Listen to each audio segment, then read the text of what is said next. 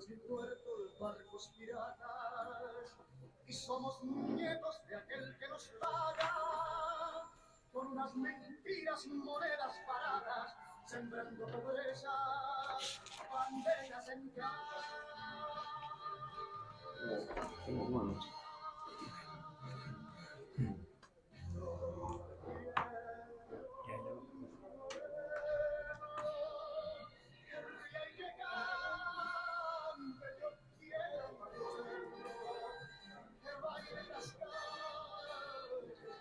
Muy buenos días a todos nuestros queridos radio escuchas. Les hablamos desde su programa, Voces de la Soberanía. El programa Voces de la Soberanía es auspiciado por la Convergencia Nacional Boricua, CONABO, y el Movimiento Diálogo Soberanista de Puerto Rico. Les habla uno de sus moderadores, Carlos Ulises Pavón Ortiz. Me acompaña en la mañana de hoy el comoderador Juan Carlos Martínez Cruzado. Buenos días, Juan Carlos. Buenos días, Carlos. Buenos días a todos los radioescuchas y a los invitados. El objetivo de este programa, Voces de la Soberanía, es educar al pueblo sobre la valía y los beneficios de la soberanía para Puerto Rico. Tenemos varios anuncios en la mañana de hoy. El primero sobre nuestra dirección electrónica, voces.soberania@gmail.com. A esa dirección nos puede enviar sus comentarios, sus sugerencias, sus preguntas, sus críticas, sus felicitaciones. Y nosotros le prestamos atención en programas subsiguientes. El próximo anuncio nos lo menciona el compañero Juan Carlos Martínez Cruzado. Bueno, quiero anunciarles que el próximo sábado, 14 de junio, habrá una jornada llamada Jornada Todo Puerto Rico contra Esencia. Esencia, como ustedes deben saber, es este enclave que se quiere establecer en el área de la costa de Cabo Rojo, cercano a Boquerón y al Combate, que es un ejemplo de gentrificación para Puerto Rico. Un enclave de cientos y cientos de residencias, de todas ellas, de millones de dólares, y que está claramente dirigido a hacer un proyecto en donde se pone un pueblo dentro de otro pueblo, ¿no? Pero es un pueblo que se sostiene por sí mismo y es independiente y es otra cosa, ¿no? O sea, así que básicamente el pueblo de Puerto Rico pierde ese pedazo de terreno que son miles de cuerdas y que tienen un altísimo valor ecológico. Pues esta jornada va a ser el próximo sábado, comenzando a las 10 de la mañana, y va a tener dos puntos de encuentro. Uno es por tierra y el otro es por mar. El que es por tierra será frente a la escuela Monserrate de León, eso a la entrada hacia Boquerón, y la que es por mar es en el mismo balneario de Boquerón. Así que están todos invitados a unirse para manifestarse en contra de este proyecto mal concebido que se asemeja al Moncayo que quieren hacer también allá en el área de Fajardo, y que viene como consecuencia de que Puerto Rico pues, se ha convertido en un paraíso fiscal para aquellos que tienen mucho dinero. Y eso pues realmente es algo que indigna no solo a los puertorriqueños, sino a muchos estadounidenses también, porque son personas con mucho dinero que debían pagar impuestos a los Estados Unidos y no pagan impuestos a los Estados Unidos por estar viviendo aquí o por lo menos tener una residencia aquí en la que pasan 6 meses al año. Pues entonces, están todos invitados. Próximo sábado, 14 de junio, comenzando a las 10 de la mañana. Juan Carlos, ¿y cómo fue el asunto de esta semana pasada? Hubo unas nuevas vistas públicas en la Casa Alcaldía de Cabo Rojo Bueno, realmente, sobre el proyecto de Esencias. Sí, fue realmente una comisión de la legislatura municipal que se estaba reuniendo y fue algo bien controlado porque estábamos allí cerca de 20 opositores, cada uno con una ponencia, pero entonces ellos tenían bien poco tiempo, era a puerta cerrada. Y entonces lo que hicieron fue que nos fueron aceptando de dos en dos. Es decir, yo entré junto con Pedro, el de Cabo Rojeño Pro Salud y Ambiente, y entre los dos tuvimos 5 minutos. ¿Entre los dos o cada uno de ustedes? No, entre los dos, solamente 5 minutos para explicar nuestra posición. Así que realmente no pudimos leer nuestra ponencia, sí las entregamos, pero Pedro habló primero y cuando me tocó a mí, yo tenía 1 minuto, me quedaba. Y yo hice un resumen de mi ponencia de 1 minuto y les entregué la ponencia. ¿Y cuál era el objetivo de estos asambleístas municipales si les interesaba tanto escuchar las opiniones de ustedes? Bueno, a mí está que no les interesaba tanto, sino subsanar algún hecho de que ellos ya se habían reunido con los proponentes, pero no se habían reunido ni habían hecho ningún esfuerzo por reunirse con los que se oponen al proyecto. Esto era protocolario casi. Más bien un formalismo, me da la impresión. Veo. Pero sin embargo, todos los 20 que estaban esperando para dar sus opiniones o su ponencia escrita la lograron entregar. Bueno, entiendo que sí. Yo pues, tenía que irme temprano y entonces entre nosotros mismos nos pusimos de acuerdo de quiénes iban primero, quiénes iban después. Así que yo di mi ponencia, creo que fui el tercer grupo que estuvimos deponiendo allí y después de eso tuve que irme, pero yo sí, supongo que todos pudieron. Y lograron coger los nombres de los asambleístas que, bueno, acogieron los documentos de ustedes, porque, o sea, una vez que se inicia un proceso de esta naturaleza, es posible que sea protocolario, pero hay unas responsabilidades públicas de ellos y de ustedes, o sea. Bueno, ellos se presentaron como la comisión, creo que de turismo, y tenía otros apellidos más ahí. Y eso es de conocimiento público, cuáles son los legisladores. Los integrantes de esa cosa. Sí, de esa comisión. Veo. Bueno, en el día de hoy nosotros tenemos dos invitados muy distinguidos para nosotros y aquí tengo que ser cuidadoso en las expresiones que voy a usar. Distinguidos porque la labor de su vida es una labor encomiable, es una labor hermosa cuando nosotros nos sentamos cautelosamente a pensarla razonablemente bien. En algunos casos es una labor un poquito más larga y en otros casos es una labor un poquito más corta porque simplemente, pues bueno, algunos somos más jóvenes y otros ya hemos perdido un poquito del pelo que nos tocaba. Pero tenemos para hablar con nosotros a la joven Isamar Pérez, quien es invitada para hablarnos un poco sobre lo que es Palestina ante los ojos del mundo en el 2025 y sobre cómo vamos cubriendo ese tema.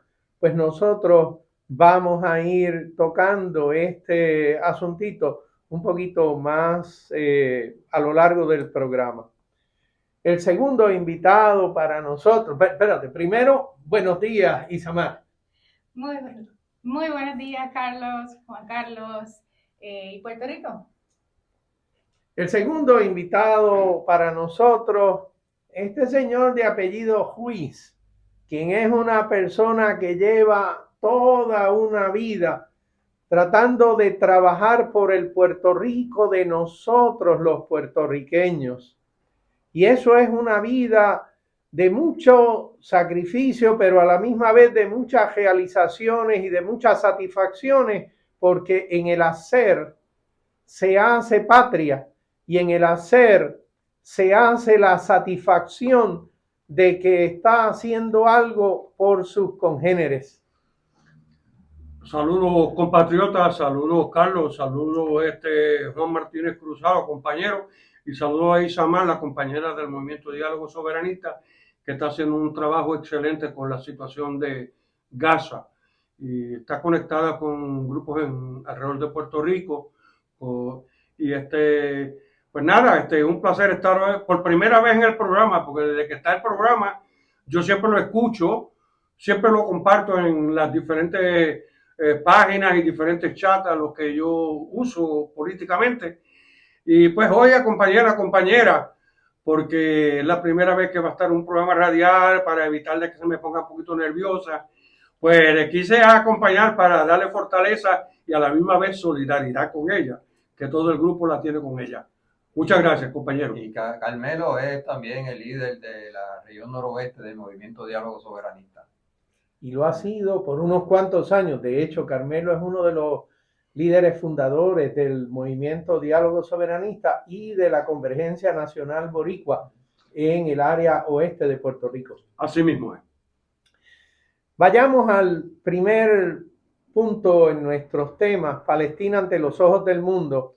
Y yo lo que tengo es una serie de preguntas para Isamar, quien pues tiene amistades que de alguna manera han logrado sobrevivir el evento o los eventos que están ocurriendo en la Franja de Gaza. Y lo que primero quisiera conversar con ella es que nos vaya ilustrando un poquito sobre lo que era la situación esta de lo que se llama la Franja de Gaza en el Medio Oriente. Así que iniciemos primero algo así como, y si es en julio del 2020 o si es el 2021 o el 2017, el año no importa, es tener una idea de la densidad poblacional que tiene o tenía la Franja de Gaza. Isamar, la Franja de Gaza, ¿cuántos habitantes tenía, digamos, para eso del 2020? Alrededor de 2.2 a 2.3 millones de habitantes. 2.3 millones de habitantes solían ocupar eso que se llama la Franja de Gaza. Isamar, ¿cuán grande es eso que nosotros llamamos o que hemos reconocido por años como la Franja de Gaza? 25 millas de largo. 25 millas de largo, ¿y el ancho? Puede que sean 5 o 6 millas nada más, porque la realidad es que la Franja de Gaza es un poquito más pequeña, si usted logra imaginarse esto, que lo que sería el ancho del municipio de Cabo Rojo, y el largo a duras penas llegaría hasta Aguada. Y eso es lo que sería la Franja de Gaza. Usted se imagina un rectángulo. El rectángulo de Puerto Rico está horizontal respecto de la latitud. La Franja de Gaza está vertical. Y es una franja que es de 25 millas de largo por unas 5 o 6 millas de ancho. Y eso es todo el espacio que tenían estos 2.3 millones de habitantes para existir. Ahora bien, estos habitantes tenían, al igual que todo el mundo, tienen niños, de vez en cuando la gente se enferma, una señora tiene que ir a dar a luz y va a un hospital. Así que quisiéramos hablar un poquito sobre esto de el número de escuelas que había en la Franja de Gaza para eso, digamos, del 2020. ¿Qué tú sabes al respecto de eso, Isamar? Bueno, sí que habían unas 800 escuelas, algunas eran privadas, algunas eran auspiciadas por la UNRWA y otras eran públicas. Así que la Franja de Gaza tenía escuelas que eran públicas, había escuelas que eran auspiciadas. La UR, esto es una organización para tratar de ayudar a los refugiados palestinos que viven en algunos de los territorios de la Franja de Gaza y en la margen occidental del río Jordán. La extensión territorial de Gaza es 45 kilómetros cuadrados hasta entonces. No sabemos cuánto va a terminar, esperamos que cuando se les reconozca el estatus de nación independiente a Gaza, que hay muchos países europeos que están trabajando hacia esa dirección, hay muchos países del mundo y en América Latina que están apoyando a que Gaza sea reconocida como una nación independiente. Son unos 45 kilómetros, pero también están las otras áreas como Cisjordania. O sea, Palestina es mucho más grande. Gaza es la parte a la que tiene acceso al mar y es a la cual los israelíes están detrás de ella. Yo creo que el numerito que nos dice Isamar de unas 800 escuelas nos recuerda el asunto de que en Puerto Rico hace un tiempito atrás tuvimos en el orden de unas 800 escuelas. Y en estas 800 escuelas del área de Gaza había una cantidad de niños y de jóvenes que iban a educarse. Y una de las peculiaridades de la población palestina es que es una de las poblaciones más educadas en todo el Medio Oriente, significando con eso qué fracción de esta población terminaba la escuela superior e inclusive trataban de desarrollar profesiones, ya fueran en escuelas vocacionales, lo que sea eso en su terminología en ese lugar, o universidades en el área de Gaza y del Medio Oriente. ¿Qué fracción de la población terminaba su educación formal, Isamar? ¿Qué sabes de eso? Un 97%. 97%, eso luce como una cantidad bastante alta, ¿eh? Casi todo el mundo allí. Casi todo el mundo. Curioso. Es muy curioso el asunto de que una gran porción de la población terminaba su educación formal en las escuelas, ya fueran públicas, privadas, auspiciadas por esta Organización de las Naciones Unidas, pero que terminaban sus estudios. Es que eso era como una expectativa de vida de la gente en Gaza. ¿Es así mi interpretación? ¿Es correcta, Isamar? Sí, a ellos les encanta la vida, les encanta aprender y les encanta vivir el día a día al 100, al máximo. Así que son muy educados, muy elegantes, como hablan también. Así que los palestinos parece ser que como una de sus alternativas de vida, pues porque no sabían si iban a lograr quedarse en su propia tierra, hubieran tenido que emigrar forzados hacia ningún otro país y tuvieran que ir allá a ganarse la vida de una o de otra forma. Entonces los palestinos parece ser que se han propuesto como individuos, como nación, como sociedad, que me tengo que educar por todo lo que pueda venir en un futuro para mí. Oye, Isamar, y sobre el asunto de los hospitales, ¿qué sabes? ¿Qué cantidad de hospitales solía haber en esta franja de Gaza? Habían unos 37 hospitales, igual del gobierno, privados y no gubernamentales. Privados cuando, por ejemplo, yo he leído de que había un hospital que le llaman el Hospital de Indonesia. Este es uno de los últimos que quedaba. Y este hospital era auspiciado no por el gobierno de Gaza, sino auspiciado por un gobierno foráneo para, pues bueno, ayudar a los heridos y a las personas que tuvieran que ir al hospital. Y me imagino que si se le llama el Hospital de Indonesia es porque era auspiciado por entidades o por el gobierno de Indonesia en la franja de Gaza. ¿Qué sabes al respecto de eso? Que ahora mismo ese hospital en el área del norte de Gaza, de Beit Lahia, está no funcional porque el área ya está ocupada y tienen amenazas fuertes de desplazamiento, así que no pueden tratar a nadie allá arriba. Pero ¿hay todavía funcionarios trabajando dentro del hospital o ya eso tampoco? El hospital ha sido evacuado, vaciado. Evacuado, sí.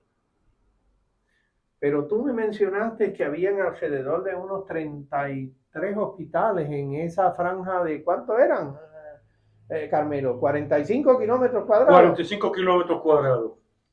En esa franja habían 33 hospitales. 37, correcto.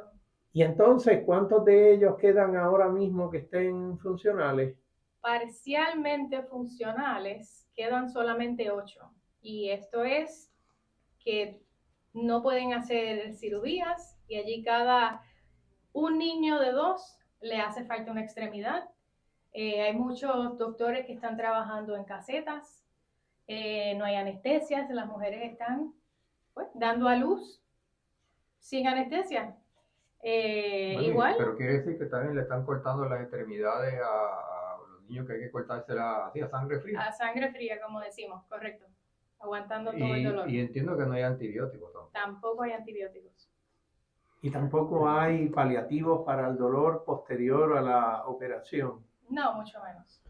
Y el número o las cantidades que puedan haber de alcohol y de otros ingredientes que se utilizan durante los procedimientos médicos para esterilizar los procedimientos, ¿verdad? La operación, la extracción de balas, de fragmentos de lo que sea, de cristales, de metal, de lo que sea, tampoco. Tampoco. No entran suministros ahora mismo desde el 2 de marzo y en las pasadas semanas entraron algunos camiones, pero no es lo que necesitaban. No entraron las cosas necesitadas ni la cantidad de alimento que necesitan para sobrevivir.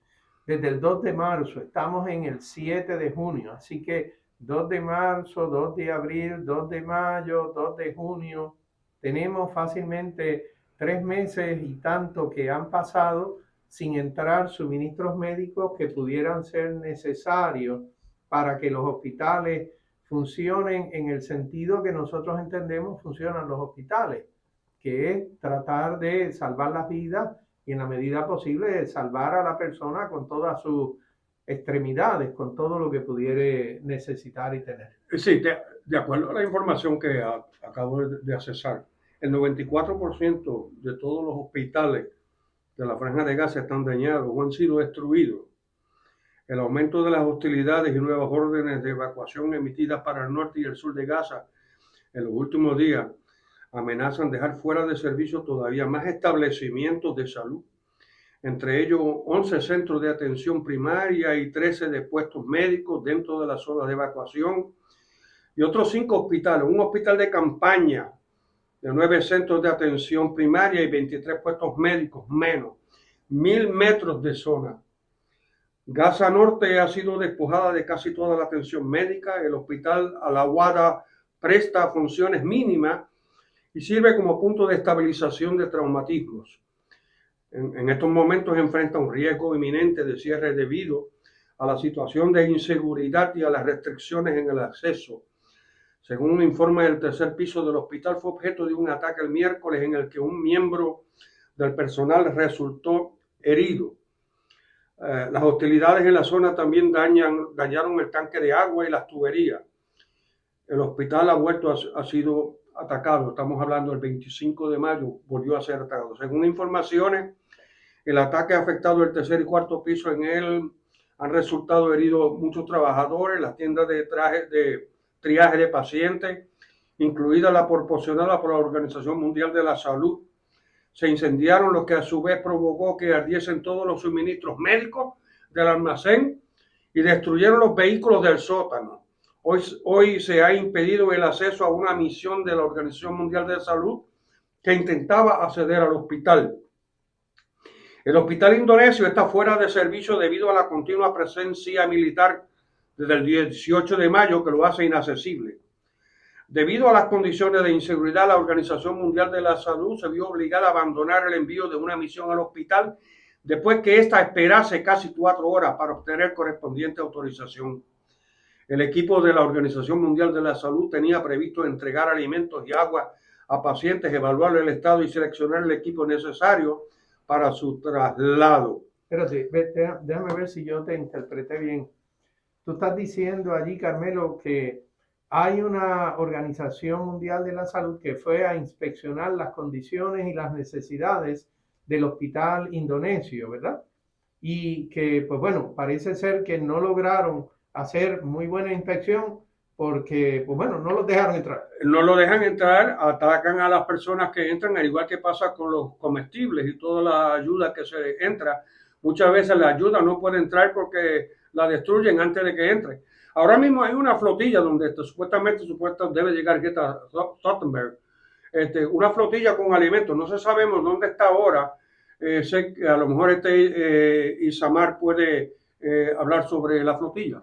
Sí, el Madeline está ahora mismo en el norte de Egipto. Se espera que llegue a Gaza el lunes.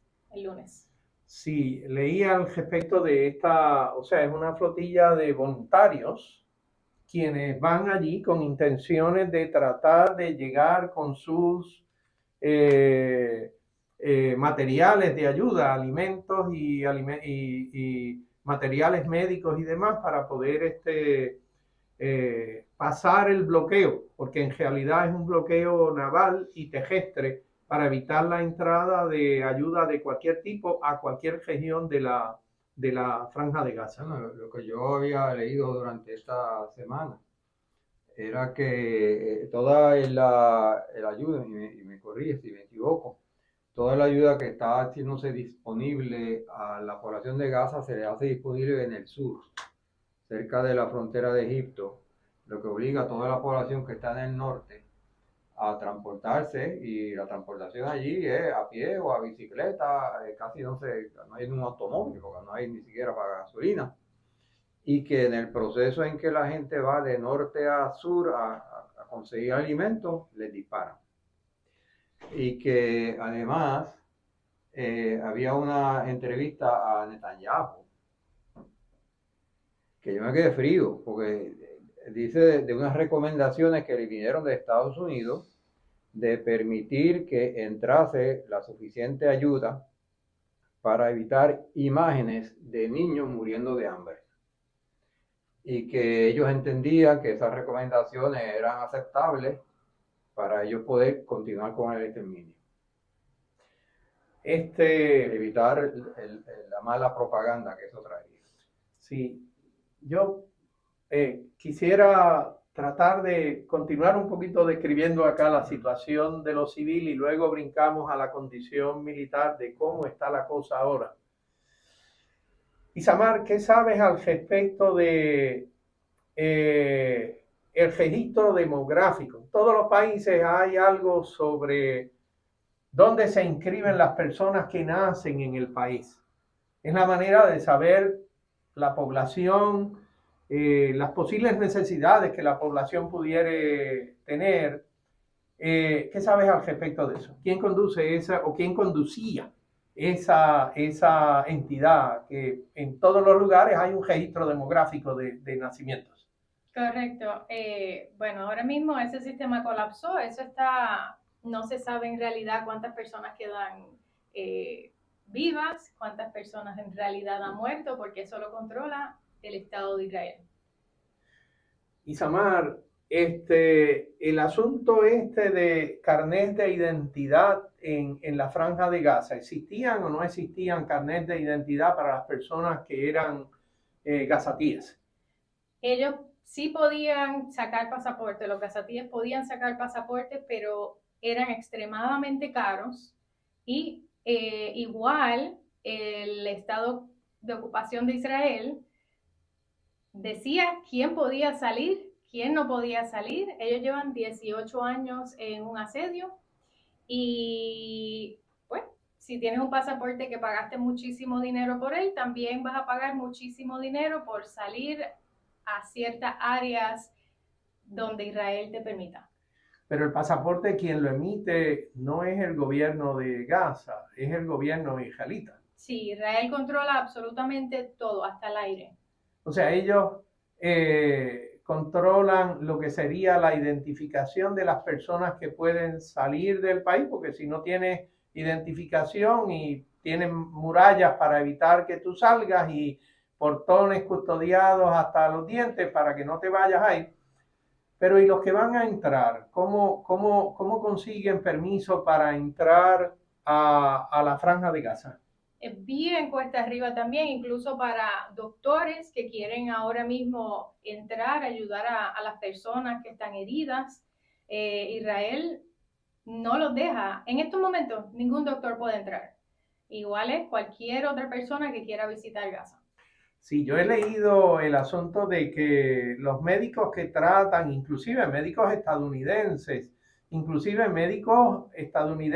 de origen judío y de origen árabe, que tratan de entrar a la Franja de Gaza, cuando por fin logran entrar, entonces ahora pues tienen que vivir el infierno que significa la actividad en el hospital con tan pocas herramientas y materiales para propósitos de poder hacer exitosamente lo que sea. He leído de oftalmólogos cirujanos que van al lugar, he leído de cirujanos de otras naturalezas, doctores especialistas en obstetricia, y todos han tenido grandes problemas para poder entrar. Aquellos que han logrado entrar, inclusive hay algunos tan persistentes que han logrado 3 turnos. O sea, salieron y volvieron otra vez a entrar porque se dieron cuenta de la necesidad que había en este lugar. Oye, Isamar, y el asunto de los maestros, de los ingenieros, de los enfermeros, porque nosotros acá hemos leído de que los bombardeos han costado las vidas de doctores y de enfermeros y todo lo demás, pero los maestros que trabajaban en estas escuelas, ¿dónde se adiestraron? ¿Tienes alguna idea dónde se pudieron adiestrar estos maestros? En las universidades en Gaza, igual, había muchas universidades que están completamente destruidas ahora mismo. Y el asunto de los ingenieros, porque Gaza también tenía muchos edificios altos con agua potable, con electricidad, con comunicaciones. Los ingenieros también eran adiestrados y entrenados en las mismas universidades del territorio. Correcto. Y entonces, este bombardeo continuo no tan solo ha dañado la infraestructura, sino también, me imagino, porque la bomba le cae y la bomba no pregunta si tú eres maestro, eres ingeniero, eres médico o eres simplemente un ciudadano.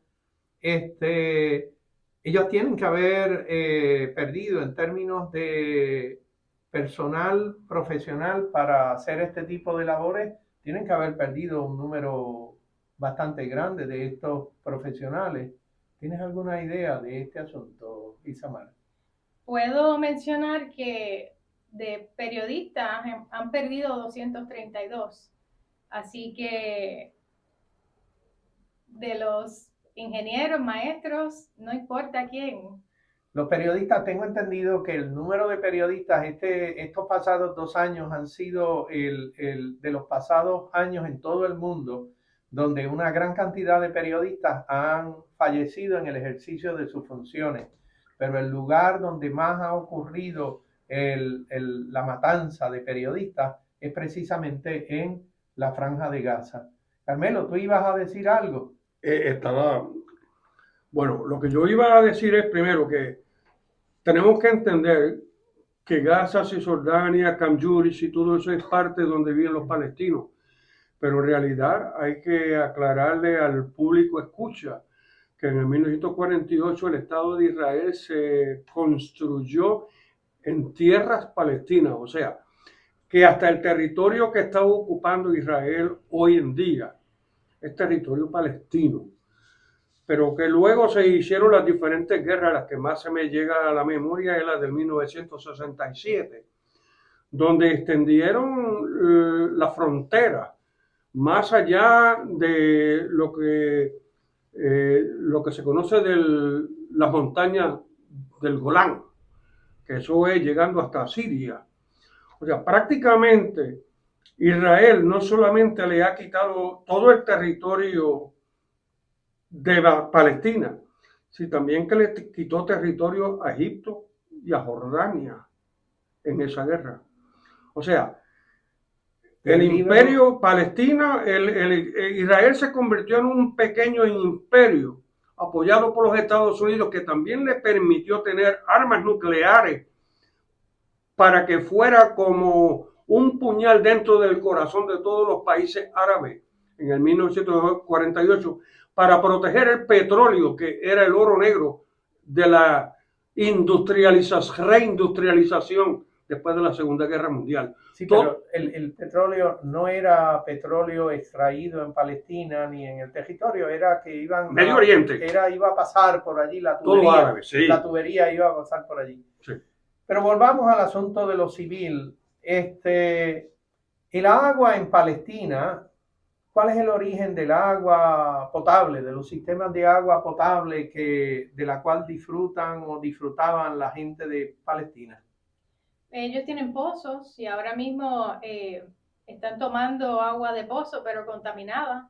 Igual hacen un proceso para purificar o semi-purificar, ¿verdad? Sacarle la sal al agua del... Desalinizar el agua de mar, sí. Correcto, y eso es lo que están usando ahora mismo porque no entra ni una semilla a Gaza. Oye, y ellos han tenido el asunto de procesos eleccionarios porque el Hamas fue elegido para gobernar Gaza hace unos cuantos años atrás. Así que han tenido procesos eleccionarios y tienen algo de procesos administrativos gubernamentales porque si no, pues bueno, la cosa no hubiera funcionado. ¿Cómo es el asunto ese de los procesos eleccionarios? ¿Quién los conduce o los conducía? Y la administración gubernamental, ¿cómo era que se ocurría? Bueno, ahora mismo Hamas o Hummus, como le dicen por ahí, fue fundado igual por Israel. Y ahora mismo es simplemente una resistencia. Y cuando digo fundado, más bien auspiciado, le daban el dinero para esas armas. Y ahora mismo están trabajando como la resistencia de Gaza, de lo que está pasando allí. ¿Yo te interpreté bien o no? Tú dijiste que Hamas fue inicialmente fundado por Israel, no era fundado por los mismos palestinos. Se vieron en la obligación porque es como si te están atacando a ti, si te están dando y dando y dando por la espalda mucho tiempo, que ¿cómo vas a responder? En algún punto el sistema tiene que cambiar. Y hay que crear algo más fuerte para que te escuchen. Es como un perro cuando reacciona a su amo, ¿verdad? Ha sido oprimido igual, ha sido regañado tantas veces que dice, mira, dame un momento, ya estoy cansado. Hay que buscar otra manera de yo decirte, ya basta. Pero te interpreto apropiadamente, o sea, porque una cosa es que Israel, cuando se enfrentó o vio que había algo llamado la Organización para la Liberación de Palestina, que parece ser que se organizó pues razonablemente bien para confrontar un oponente que era bastante bien organizado. Pues entonces pudo haber dado origen a que se formara Hamas, simplemente porque Hamas era una cara más dura de la que ofrecía la Organización de Liberación Palestina, o podía haber sido simplemente organizado por el gobierno de Israel con el único propósito de que ahora tú le hagas cara dura a la OLP. Y luego, pues bueno, se le viró la tortilla porque, como tú dices, el pejo lo golpea tanto hasta que te muerde porque no tiene otro remedio. ¿Cuál de las dos cosas? Voy a dejar que el compañero hable más de Hamas. Sí, cuando estaba el Clinton como presidente, se hizo un tratado de paz. Y ahí Muhammad Abbas fue conocido como presidente de la Organización de Liberación Palestina, pero solamente de la sección de Cisjordania y otras áreas que no me acuerdo los nombres porque no sé la geografía de Gaza, de Palestina completa, es grandísima. Entonces Gaza no formó parte de esa negociación porque Israel estaba tratando de adoptar a Hamas y la estaba apoyando económicamente, porque ellos esperaban usar a Hamas en Gaza contra la Organización de Liberación de Palestina. Lo que no contaban es con la astucia e inteligencia de los gazatíes en Hamas. O la desesperación porque tanto te están oprimiendo en una esquina y en la otra hasta que tienes que decidir, espérate, yo no puedo seguir así. Comenzaron a armarse y el país que comenzó a ayudarle con las armas fue Irán. Irán ha sido uno de los países que además a través de Yemen y a través de otros países en la zona, en Beirut, ha estado enviando armamento y ha estado ayudando a los palestinos. O sea, prácticamente muchas de esas armas llegan por debajo, a través de los túneles que se encuentran en algún lugar y llegan hasta. Y Netanyahu esperaba usar a Hamas en contra de Mahmoud Abbas. Y lo que sucedió fue que ellos se enteraron que el gobierno de Israel estaba preparando una invasión a Gaza. Y por eso es que lo que sucedió el 23 de octubre fue que los de Hamas, al enterarse de los planes que tenían, se aprovecharon de un concierto que tenían en una de las zonas colindantes.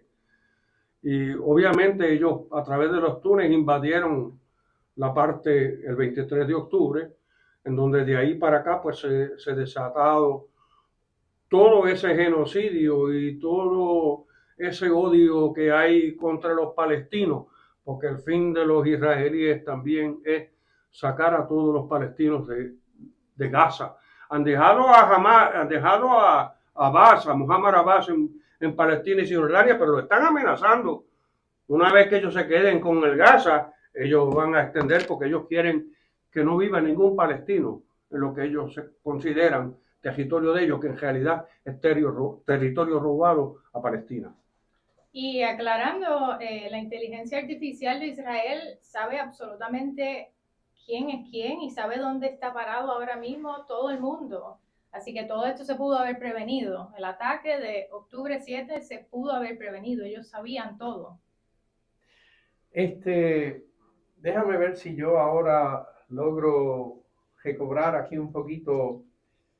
Primero saludamos a nuestro compañero José Israel Alameda, quien hizo entrada, en esta ocasión silenciosamente, así que tengo que deducir que estaba escuchando nuestra conversación al radio del automóvil. Después tengo unas preguntas, ¿verdad? Me preocupa la posición de Estados Unidos ahora, si uno la compara con la posición de Clinton, que trató de hacer algún tipo de negociación de paz. Estados Unidos, obviamente Donald Trump, dice que es unas negociaciones de paz, pero no parece que eso es caminado, porque obviamente se le ha visto la costura a la bola, como decimos acá, a favor de los israelitas y de la posición de Israel. Si tú vas a negociar y tiene una posición particular, pues no es una negociación, estás imponiendo criterios. Así que no va a haber una solución para ambas partes, sino para una de las partes. ¿No le parece? O ustedes después comenten sobre ese caso. Déjame aquí más o menos recapitular un poquito lo que nosotros hemos hablado. En un lugar que es tan pequeño como posiblemente lo que serían 4 o 5 municipios de Puerto Rico en el área oeste, sobrevivían de alguna manera 2.3 millones de habitantes. Y en este lugar habrían unas 800 escuelas, de las cuales ahora mismo no hay ninguna funcional, porque yo no creo que nadie quiera mandar a sus niños a una escuela donde están bombardeando. Están dando clases a los maestros bajo carpas, pero con miedo a que sean bombardeados también. Bueno, porque no, a que sean bombardeados porque ha ocurrido. Bajo carpas, y yo lo he visto bajo algunos que otros árboles que queda allí en Gaza. He visto yo clases Y yo doy clases de español virtualmente a Gaza, así que de alguna manera estamos educándolos. El asunto del agua potable, que una porción les llegaba por pozos, los pozos, pues bueno, entre tanta bomba que cae aquí y allá, el pozo, muchos de ellos habrán sido clausurados y aquellas instalaciones que tenían de desalinización del agua de mar, muy posiblemente también han sido dañadas por el bombardeo continuo.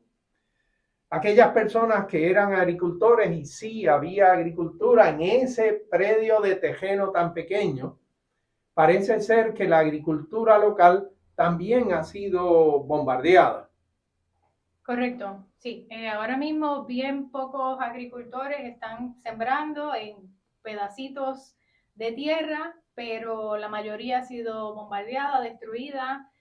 Lo que se consigue en el mercado, por dar un ejemplo, porque yo patrocino a una familia en Gaza, son tomates que han estado almacenados, así que no están en buen estado, o esos tomates que los agricultores logran que se den. Pero, para que tengan idea, 1 kilogramo de tomate, no una libra, 1 kilogramo, 2.2 libras, eso es 1 kilogramo. 2 libras de tomate, ajá. Sí. cuesta $15. Y estamos hablando de un tomate podrido. Y son $15 en un lugar en donde a duras penas hay dinero para nada. Sí, y yo he visto a los israelíes que se van con unas máquinas que vienen y agarran los troncos de los árboles de olivo, arrancan los árboles de olivo de raíces y los transportan para sembrarlos en su tierra. Yo he visto muchos videos de esos vehículos grandes, cómo arrancan un árbol de raíz, se lo llevan con toda raíz y la tierra que tengan y lo siembran en su territorio. Una de las industrias de los gazatíes era el asunto de la pesca, porque ellos bordean con el mar Mediterráneo. Y un poquito más abajito, ¿verdad? Desemboca el río Nilo. Así que hay un poco de agua clara y de agua salina del mar Mediterráneo. Así que había pesca en las aguas del Mediterráneo. Sin embargo, esa es una de tantas cosas que han sido interrumpidas por el bloqueo naval que le tiene Israel a los gazatíes. Estoy en la correcta, Isamar. Correcto. Pero quiero aclarar que ellos no podían ir a cualquier lugar a pescar. Ellos tenían ciertos puntos donde, ok, aquí, hasta aquí puedo pasar. Si me paso un poquitito de la raya, te tirotean. No puedes pescar en ese área. Y ahora mismo, si va un pescador al mar, lo tirotean. Ahora no existe ni siquiera esos puntos donde le dan el permiso de tirar su botecito. No, esto es una persecución con tal de que el pescador y su familia se mueran de hambre. Ahora bien, en términos de la reconstrucción del país, hay promesas, o aunque sean promesas al aire, de países con la disposición de tratar de ayudar a levantar Gaza como una región de los palestinos. ¿Qué sabes al respecto de eso? Que los palestinos tienen mucha fe y dicen que se va a reconstruir. Egipto es uno que ha hecho sus promesas, pero promesas se las puede llevar el viento. Tenemos un puertorriqueño que está en Gaza. No sé si vamos a hablar algo de eso. Bueno, lo que quería era, porque nos queda poquito tiempo. 10 minutos, creo. Quería tratar el asunto de que hemos descrito lo que es las circunstancias extraordinariamente opresivas con las que viven las personas que estaban en ese lugar. Y allí están en situaciones opresivas no tan solo los palestinos que vivían en Gaza, sino también todos aquellos que fueron a ayudar a los palestinos ya sea a curarte ponerte una curita en la herida que tenía, o ayudar a que deje a luz y que tu bebé pueda sobrevivir el asunto, o ayudarte a te traigo un poco de comida y yo sé que no es gran cosa, pero es mejor que comer aire. Así que yo creo que nosotros hemos descrito lo que es la condición esta tan precaria en que de alguna manera sobreviven los palestinos. Pero tenemos la pregunta que nos hace José Israel sobre el asunto de la interacción con los Estados Unidos. Porque si hay país que le está proveyendo armamentos y municiones al Estado de Israel, es precisamente el Estado de Estados Unidos.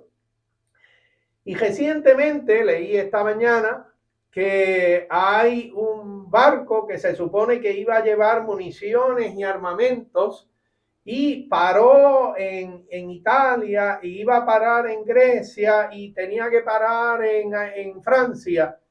Y los estibadores franceses y los estibadores italianos dijeron, yo no voy a cargar el barco de municiones y de armas porque no quiero contribuir a esa matanza, a ese exterminio, a ese genocidio que está ocurriendo en el área de Gaza. Y entonces cabe la gran pregunta, ¿verdad?, que nos hace José Israel sobre la interacción del gobierno estadounidense, quien provee armamentos y municiones, y dice que iba a proveer también algo de alimentos, pero el puerto que iban a montar como que no llegó muy lejos.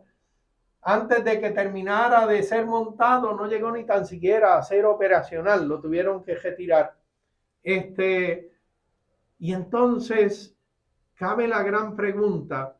Yo no sé si ustedes leen un poco de revistas internacionales, y me imagino que sí.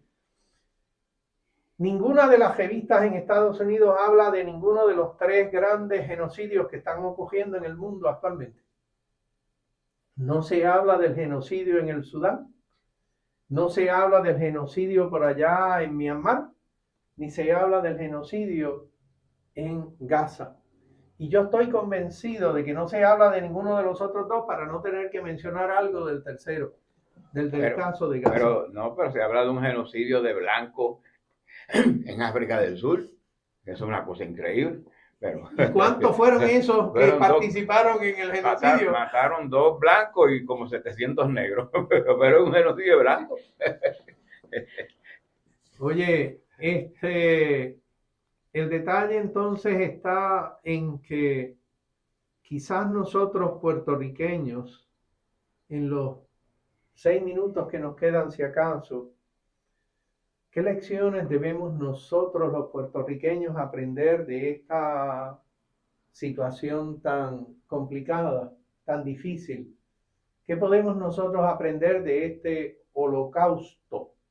Porque es como se llama esto.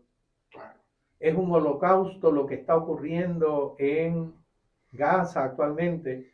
Y esto es como primer paso. Los pasos iniciales en la Cisjordania ya se iniciaron. De hecho, tienen décadas de ocurrir. Pero ¿qué podemos aprender nosotros los puertorriqueños de este holocausto que está ocurriendo en la tierra de los palestinos gazatíes? Bueno, nosotros somos colonia. Nosotros pertenecemos al imperio estadounidense. Estados Unidos fue el que creó el Estado de Israel y 4 años más tarde, fundó el Estado Libre Asociado aquí, después de los levantamientos del nacionalismo puertorriqueño en los 50. Así que nosotros, la gente en Palestina, por ejemplo, el compañero Libre que vive allá en Palestina, nos dice a nosotros cuando se comunica que los palestinos, la lucha de Palestina y la lucha de Puerto Rico es la misma, porque estamos luchando contra el mismo imperio, porque a pesar de que ellos están dominados por Israel, pero es el imperio norteamericano el que mantiene el Estado de Israel, que es el mismo imperio que mantiene la colonia de Puerto Rico. Así que nosotros y Palestina en la lucha por la liberación somos hermanos mundiales en la lucha internacional contra el imperio. Yo pienso que Puerto Rico tiene que aprender del detalle que cuando tú entregas tu tierra al extraño, cuando tú entregas lo que pudiera ser la soberanía, o cuando no luchas y trabajas por la soberanía de nosotros como nación, entonces tenemos las grandes posibilidades de que el imperio dominante, sea el que sea, tome determinaciones a nombre de nosotros y nosotros vamos a salir perdiendo, porque el imperio nunca toma determinaciones para ellos perder. Es una determinación para nosotros salir perdiendo. Así que nosotros tenemos que aprender a trabajar por lo que es la nación puertorriqueña, por lo que es la patria de los puertorriqueños. Y eso tiene que ser aquí en el proyecto Esencia, allá en el proyecto en la costa norte, en la costa acá de Isabela, en donde sea, nosotros tenemos que trabajar defendiendo los intereses de la patria de los puertorriqueños y reclamar que nuestros gobernantes, esos que nosotros elegimos en las elecciones que nosotros llamamos puertorriqueñas, que esos gobernantes sean leales al país de los puertorriqueños, no leales afuera, es leal a nosotros.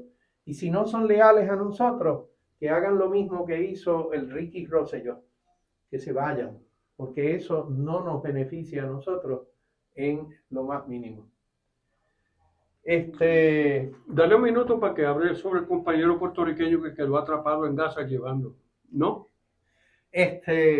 Quería aprovechar entonces para darle las gracias a Isamar por haber venido a compartir con nosotros alguna de la información que ella ha ido recopilando a lo largo de su tiempo, en que con esa gentileza ha tratado de ayudar a familias que están tan oprimidas allí como poniendo en peligro su vida cada día.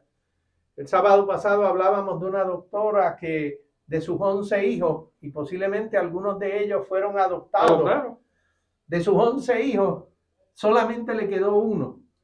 Quiero aclarar, ayer mismo, anoche, estaba hablando con un amigo gazatí y le pregunté de este caso y él me dijo que los 10, eran 10 hijos, los 10 eran biológicamente de ella. Ella dio a luz esos 10 hijos y sí, es doctora. En esta semana falleció su esposo que estaba en estado crítico a causa de ese ataque y solamente de los 10 hijos sobrevivió uno. Así que de una familia De los de 11 hijos. 11. 10. ¿Eran 10 hijos? Sí, Y murieron 9. 9 y el esposo. Señores, creo que es hora de nosotros trabajar por la patria de los puertorriqueños. Quizá debamos aprender esa lección. Agradecemos a Isamar, agradecemos a Carmelo y agradecemos su audiencia en su programa Voces de la Soberanía. Les hemos hablado de la Convergencia Nacional Boricua y del movimiento Diálogo Soberanista de Puerto Rico. Tengan todos muy buenas tardes. Gracias. Shukran.